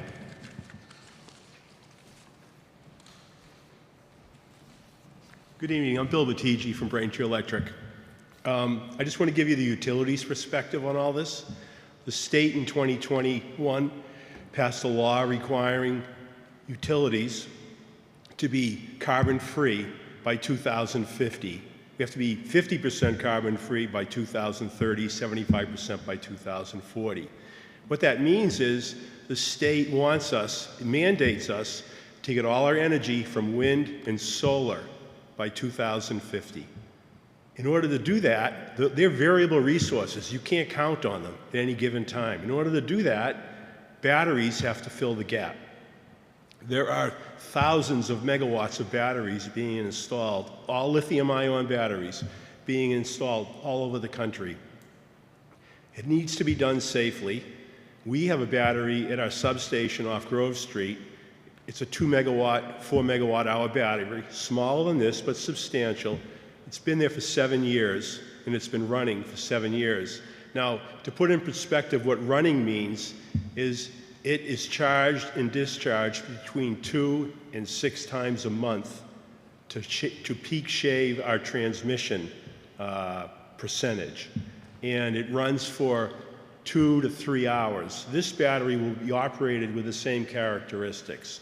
So it'll be kept in a low state of charge, which is the safest you can have batteries. They'll be just sitting there. And then they'll be charged up the evening before or in the morning, and typically discharged in the evening. So they're only going to run for, say, 3 hours at a time, up to 6 times a month. As far as noise goes, these batteries are never run when the doors are open. There's interlocks and trips to prevent that from happening. It wouldn't be safe to run them unless there's some special test going on where the door's open. They're very quiet. The noisiest thing is the air conditioning system that keeps them cool, or heat. And transformers, we have thousands of them all over town. They make a slight hum. You can go outside here and listen to one making the same noise that that's going to make. So this is something that's coming. There are fires. They're very rare. Anytime there is a fire, whether it's a scooter or an energy storage unit, the press gets a hold of it, and it's fear porn. They want everyone scared to death of lithium-ion batteries. They're not scary things. We all know all the electric vehicles, they want to have millions of electric vehicles, maybe 100 million electric vehicles in the country over the next 20 years, because they want to do away with gas-powered vehicles. They're all going to be lithium-ion batteries. I know everyone's afraid of the fire, and that's what this hearing is kind of turned into, is a discussion on safety, and we care about safety as much as anyone. That safety is paramount to an electric utility, and we're doing everything we can to do this safely. Thank you. And while you're up there, I know a lot of the questions, in addition to fire, are centered on this particular location as a residential and church area. Can you help give some information on how this location came to be considered? Sure. The town's really electrically divided into 3 sections. There's a substation by St. Thomas More on Adams Street. There's a substation at the South Shore Plaza, and there's a substation at Mahar Highway. We can only put so much distributed generation at each substation, electrically at each substation. It doesn't have to be close to it. All of our industrial parks are fed out of Station 4. That would be the ideal place to put a battery. But we already have multiple megawatts of solar and other distributed generation there. Sorry, can I interrupt you? Which one's subsection 4? That's Station 4 is at Mahar Highway. Okay. So that feeds the high school, Granite Street, all those industrial parks, Campanelli Drive, all that. We can't add any more distributed generation there, so we can't add a battery there because it doesn't work electrically. Common Street is fed out of Station 8, which is at the South Shore Plaza. It's kind of hidden back in the corner there. That's the best place electrically to locate a battery. We looked in that area of town from the reservoir, around the plaza, Wood Road, Braintree Hill Office Park. We spent over a year trying to locate the battery. And we finally were able to work with the church and locate it there. And it isn't I know it's a residential area, but the closest home is about 150 feet away. It's not like uptight against it. The homes in East Braintree are much closer to our 115 megawatt power plant, natural gas lines, Citgo oil terminals. There's no battery at 150 Potter Road where our office is. It won't work there electrically either. Okay, thank you. That's very helpful. Sure. Do any members have any questions for Mr. Bottici while he's up there? No? Okay, all right. Oh, sorry, if you could hold on one moment. Member Conley? I had a question. Could you explain more why Wood Road doesn't work as a site? They don't want it. We need a landlord that's willing to accept it. Okay. We thought we were going to be able to put it up on Braintree Hill Office Park. There's some parking lot space up there, but it just got convoluted. Okay, thank you. That's helpful. Yeah, you hear the word battery and people are like, oh my, lithium. It's just fear porn. Thank you. Okay. Okay. I know I had one other question on the site itself that I thought of while we were talking. It's having to do with, again, fire and water runoff, but I see there's a gravel base under the batteries, and is there a reason for that? Is it based on the proximity to the wetlands, or is there some battery-related reason for the gravel base? So that's typical not just of batteries, but substations, transformer yards, and it's to prevent weed and woody growth so that we would not have as much vegetation control necessary within, and woody growth is much more of a fire risk from the outside coming in to our batteries than the gravel would be. So can you put concrete there, or what does that So do I to don't the know analysis? enough about this design.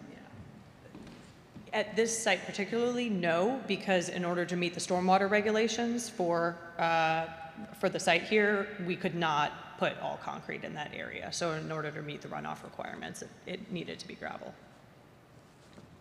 And is that to meet the state stormwater requirements or those additional local I'm requirements? going to defer to my Yes. engineer. No, that's okay, thank you. Hi, my name is Dean Apostolaris. I'm with Kimley Horn, registered professional engineer. The reason that we put the gravel there was both for maintenance purposes, as Laura mentioned too, and then with respect to the peak runoff, in order for us to match or reduce the existing runoff, we did an existing and post-development drainage analysis over the entire site. And with that gravel that we proposed there with that specific area, we were able to match the runoff. Okay. What is that now? I'm sorry, I'm sure it's here somewhere. But So in the existing condition, it's a mixture of asphalt pavement and just grass. So Okay. we're actually net reducing impervious coverage or reducing pavement cover. All right.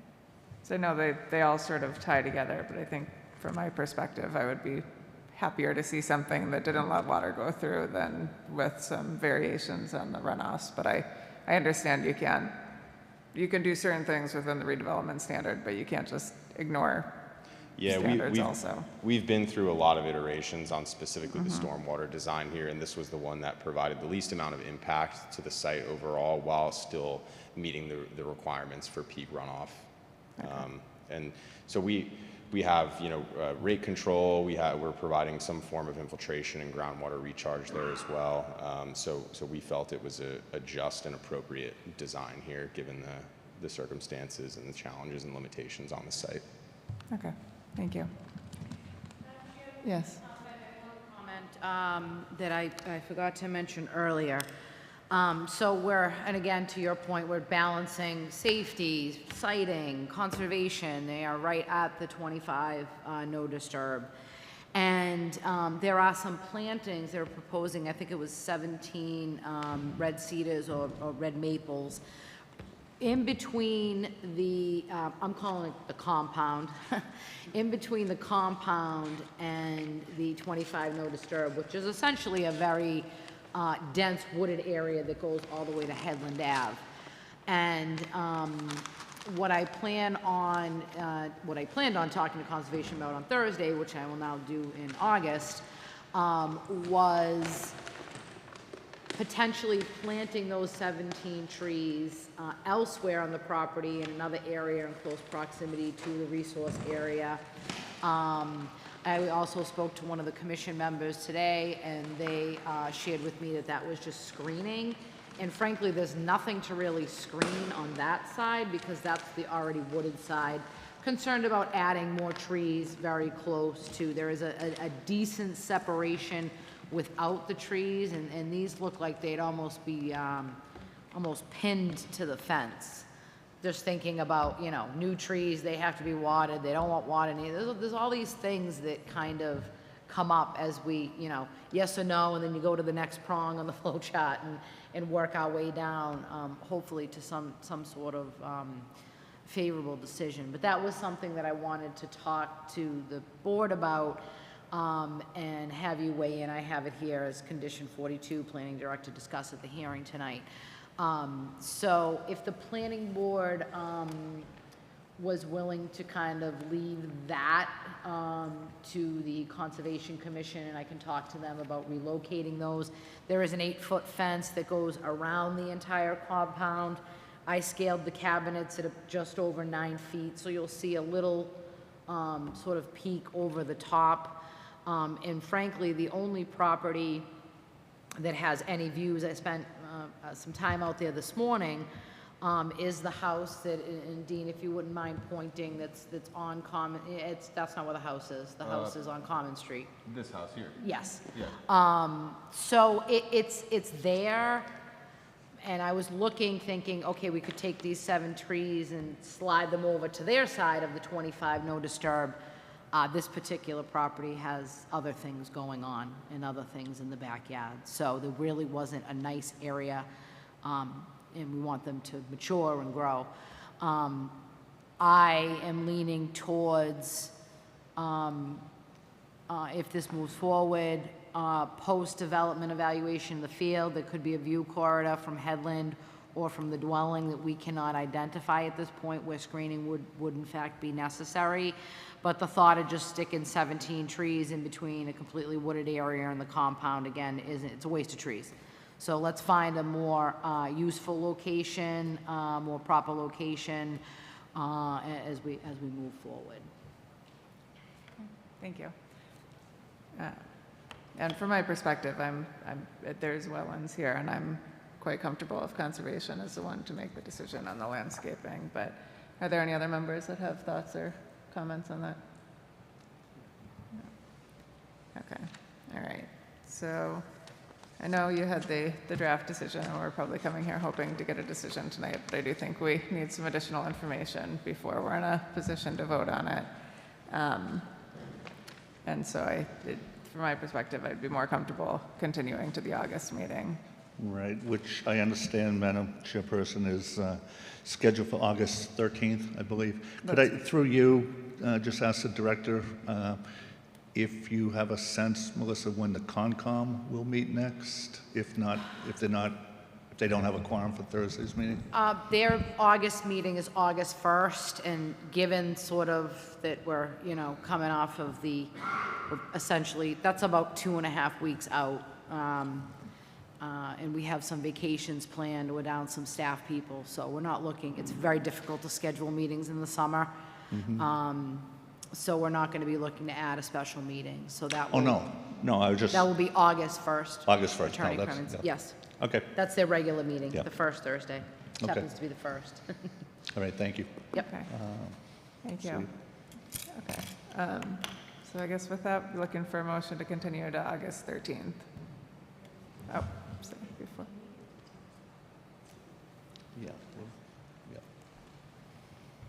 Yeah, and actually, sorry, just because that just reminded me, I would, the follow-up to Mr. Lang's request for some of the fire codes, if that could just be provided to the planning department so that they could pass those along, I think that would be helpful. And then with that thought, be looking for a motion to continue to August 13th. Do we need to close the public? No, we'll keep it open until August. Thank you. Then I make a motion to continue. Okay, motion by member Sterlazzi. Second? Second by member Conley. All those in favor? Aye. Okay, thank you. Great, thank you.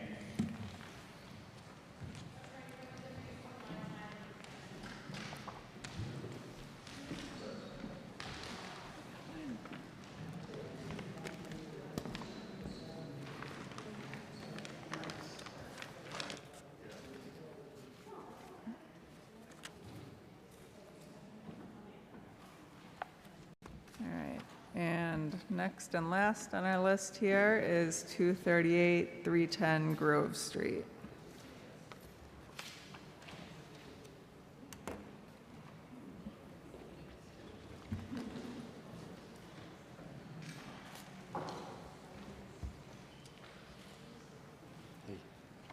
All right.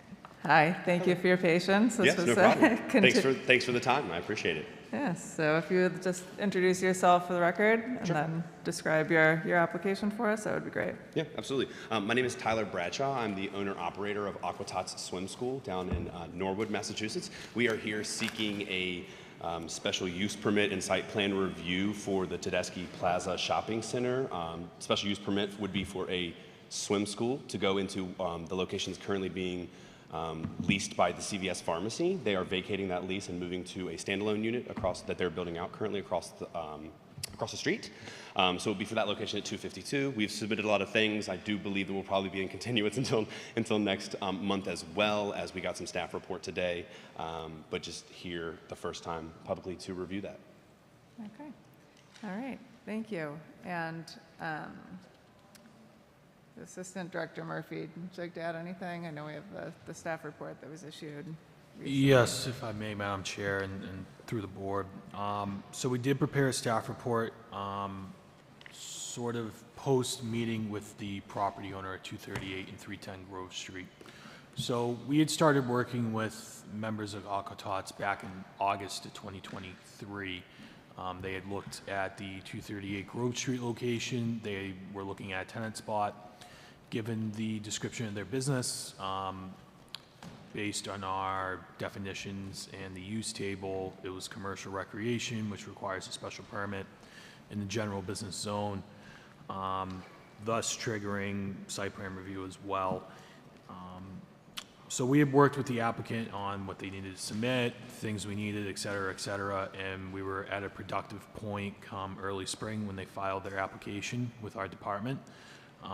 We had advertised for, I believe it was the May meeting, and we had started going through some of the prior decisions that hold jurisdiction over the site, most notably Decision 89-17 as amended.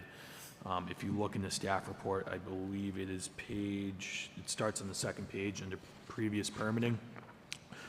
So obviously they've been to the planning board a couple times, most notably for the development of the shopping plaza, various special permits for fast food use,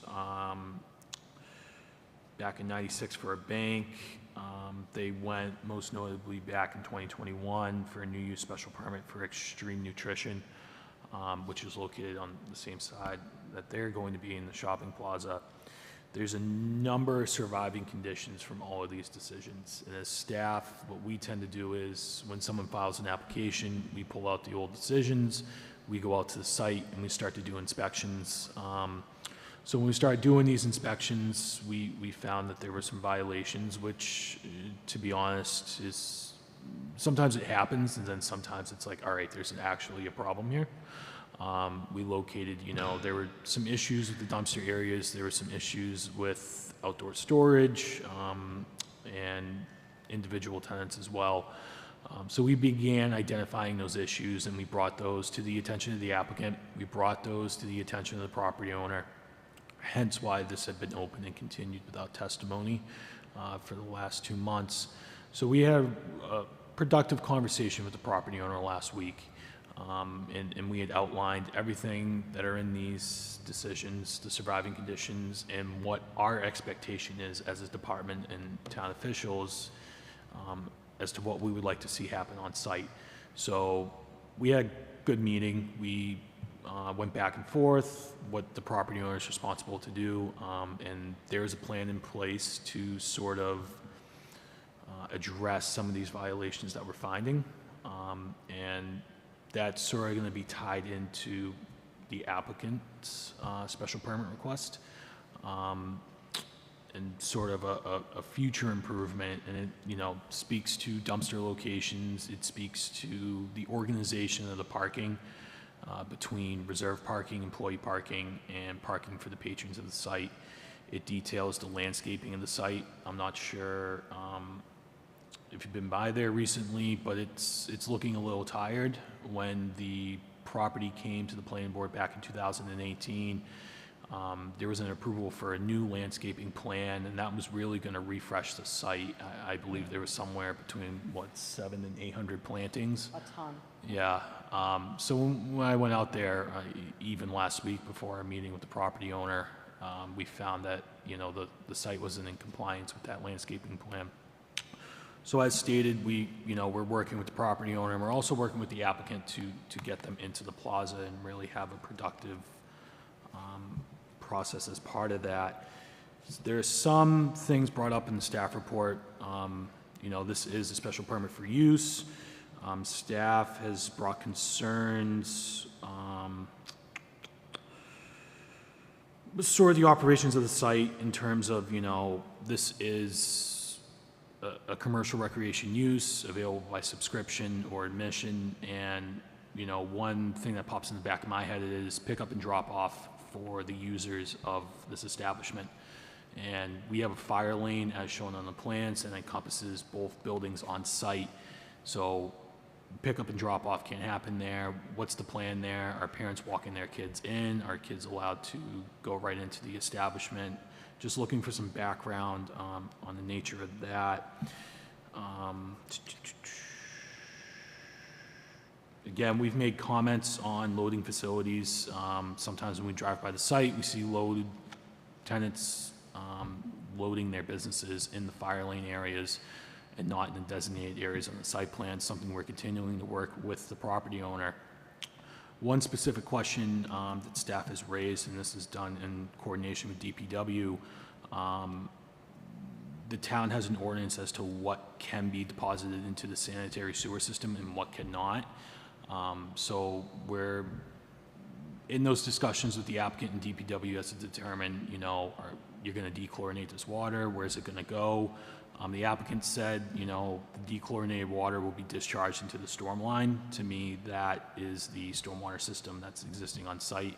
That's not referenced on the plans, so staff is asking for further clarification on that matter, as well as updating the plans for that. The other...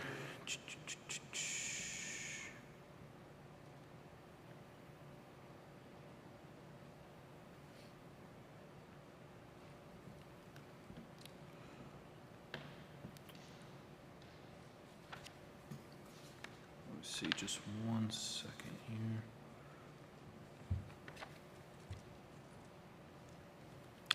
One question I did have for the applicant as it relates to the use is the hours of operation and sort of how does it look during the business hours? What time do you open in the morning? You know, how many people do you expect to see in the morning and things of that nature? Yeah, great question. I can try to offer some clarity on some of the other questions that you had too, to the best of my knowledge at this time, just given that the staff report information is still fresh. Your first question was about drop-off. Our model is a no drop-off model, so parents are in the facility for the duration of the lesson. It is in our waiver and our policy that they are not allowed to leave the facility. They do tend to patronize our neighbors before and after, but they are in the facility during the whole time. So there is no drop-off at the front or the back there. Awesome. As far as the neutralizing tank, this is something that we ran into in Norwood as well. So we looked to mirror exactly what we did in Norwood. We went through the same process, and we had to do site plan revisions numerous times to get it in accordance with exactly what they wanted. We have a neutralizing tank in the ground in Norwood that does have dechlorinating tablets in it. It's accessible from the pump room. From there, it does go directly into the storm, which was the advisement from the town of Norwood, which is exactly what we followed. So I know that this probably, you know, we need to find, there's more questions to be answered, but we would look to mirror it the exact same way and or honor whatever request is given here. Yes? No, I'm just listening. Oh, okay, sorry, I thought you were going to ask me a question. And I'm sorry, Connor, the third question. Just your hours of operation. Great. Yep. So we had the traffic study done by Kinley Horn. I'm sure you probably see it. We submitted some numbers for them, and then they visited our site in Norwood, and they were able to do actually multiple visits, but then they took those numbers and made an average of site visits, and then they used those numbers for the traffic study. And looking back on it, I would say it's very accurate based on what we see in our numbers. And so on Saturday, which is our biggest peak day, to further answer your question, we're 8 to 8 every single day. Middle of the day, 1 to 3, we don't have any lessons, so it's kind of a morning session and an evening session. We're open 7 days a week, so Saturday and Sunday as well. Saturdays and Sundays are usually a morning session, so 8 to 1, call it. Saturday would be our peak. So in Saturday, we're seeing in the given hour about 41 cars in, 45 cars out. And then during our weekday PM, we're seeing 33 and 33. And that's pretty consistent. We do, the numbers do indicate that we would probably see around the same capacity that we're seeing in Norwood. So I would definitely think that we would be able to say that we are comparing apples to apples in this situation.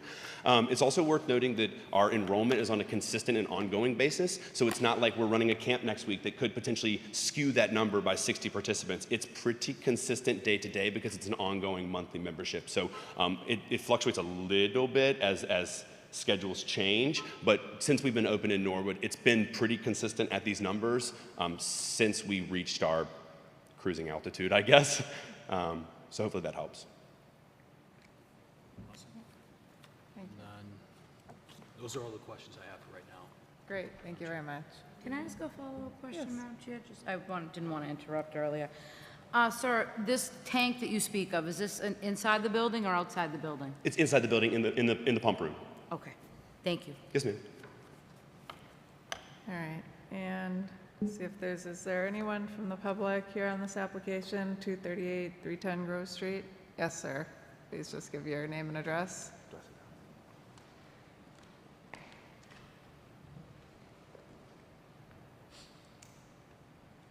Good evening.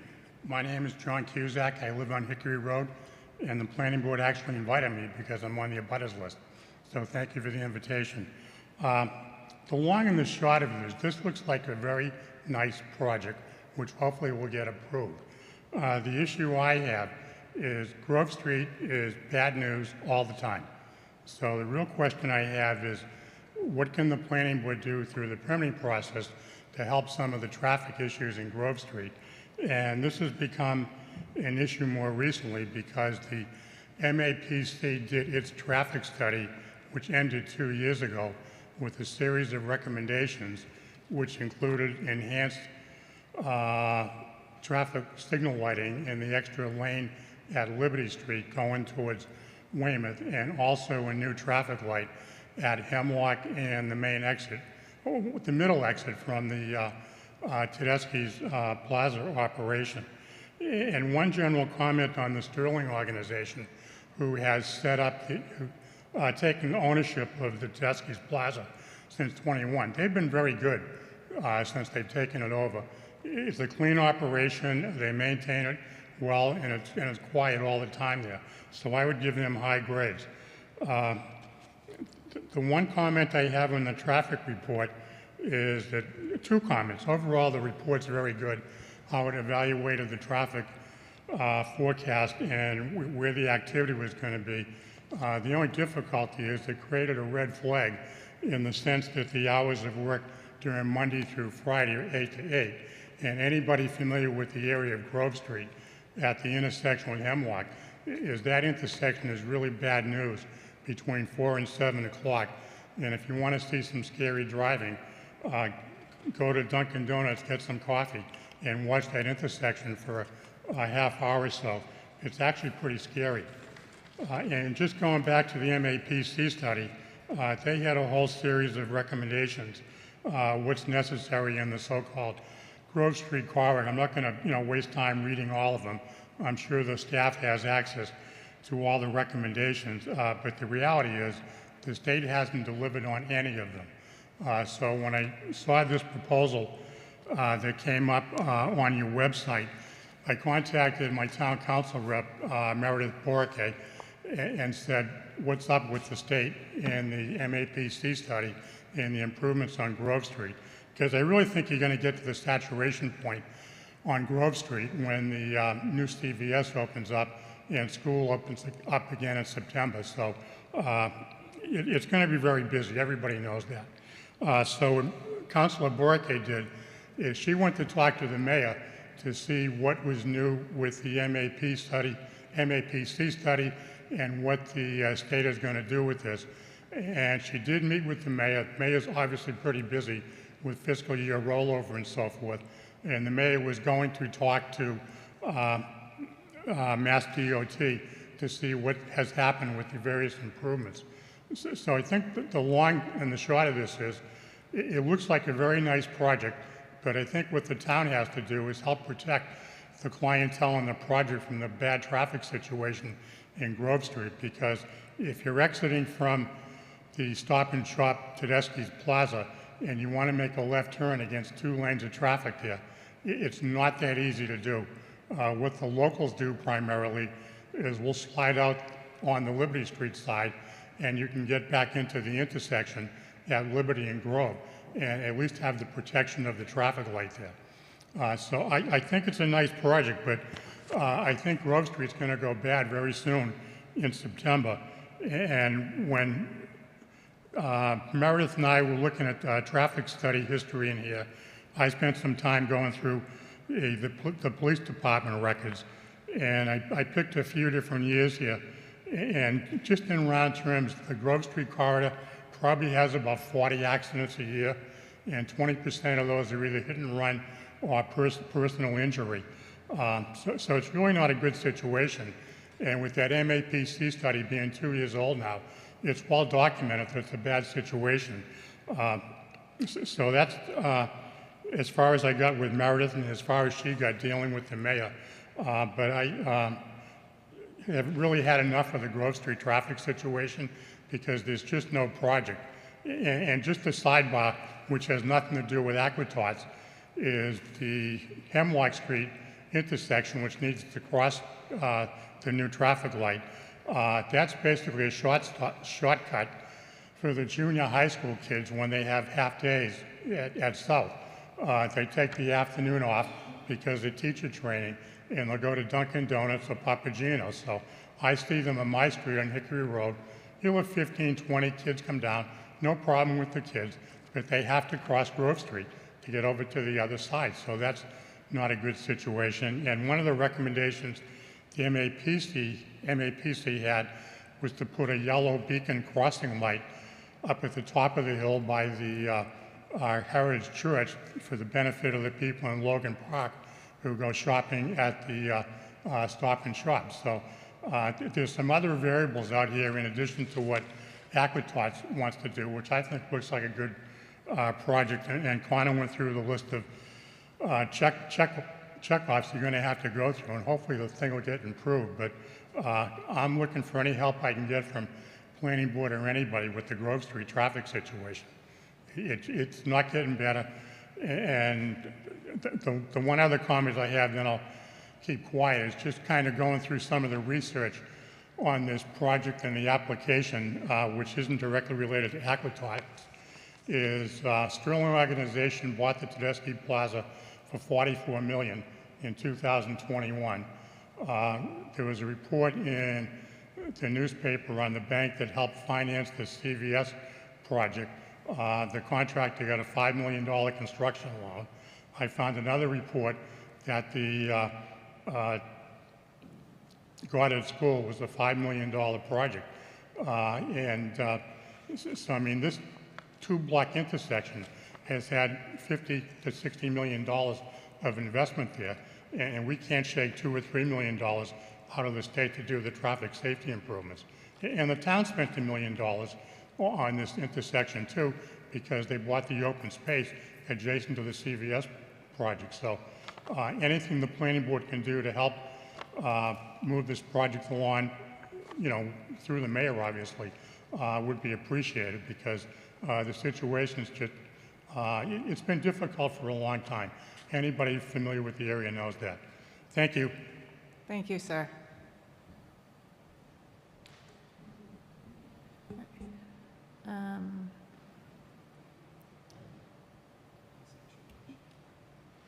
And Director, actually, never mind. I'll ask if there's any comments from the members. Member McCamey?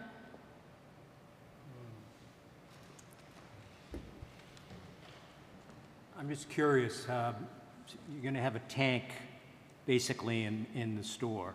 Yes. Oh, what's the store now? And how do they build that? Is it? It's in the ground, so it was essentially dug out, placed in, and placed in when they were putting in the final filtration system. It runs as a part of the continuous pool pump unit. So it can be isolated if need be. It can be discharged where needed. But it is essentially just a 17-foot hole in the ground with it in there in the pump room. Okay, so they go in and dig it. Okay. Mm-hmm. Thank you. You're welcome. Madam Chair. Okay, thank you. Member Grove? No, ma'am.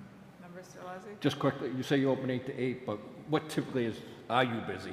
I'm so sorry, I can't hear You said you're open 8 a.m. to 8 Oh, p.m. like what is actually what busy is time? Yeah. In the afternoons, the real peak business is 4 to 6:30. You know, but people get home before dinner time and bedtime. And then on Saturdays, it really is pretty much that whole shift. It's 8 to 12. Usually people who come on Saturdays, we're fortunate that they are making it, that's their Saturday activity for their kids usually. So Saturday is our busiest day, 8 to 12. Thanks. You're welcome. Member Conley? No, thank you.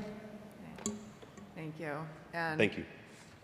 This is my question. So this is going in the CVS that's in the plaza, right? So one of my concerns that always comes up when these projects come in front of the board is that